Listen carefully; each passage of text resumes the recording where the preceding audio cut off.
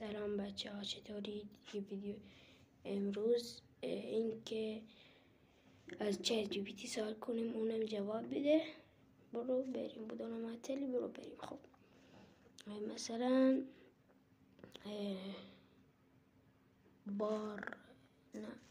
بارسلون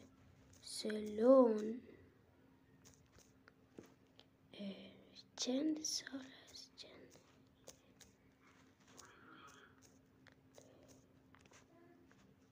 عمرش چقدره؟ مثلا این بارسلون نگاه کن، باشگاهه در سال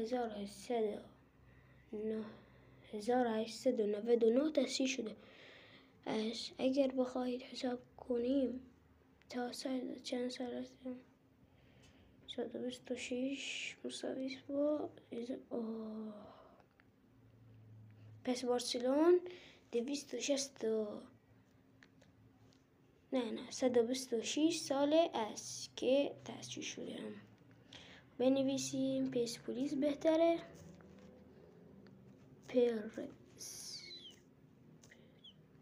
پرسپولیس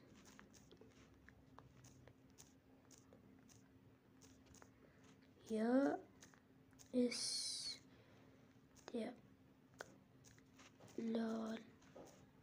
شما بچه شما تو کامنت بگید استقلالی هستید یا پرسپولیسی. ببینیم مقایسه پرسپولیس و استقلال بیشتر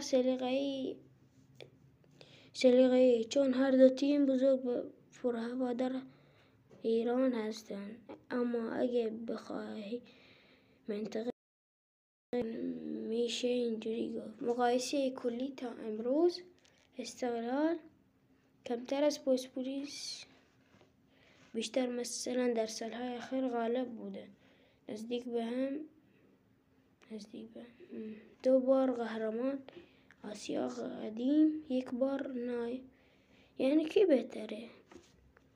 شما تو کامنت بگید. خب الان بنویسیم چی بنویسیم؟ استقلال مثلا نه پرسپولیس اشتباه نوشتم. پرسپولیس چند سالشه؟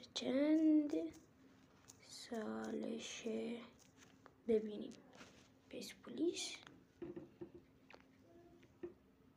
تأسیس 1302 یعنی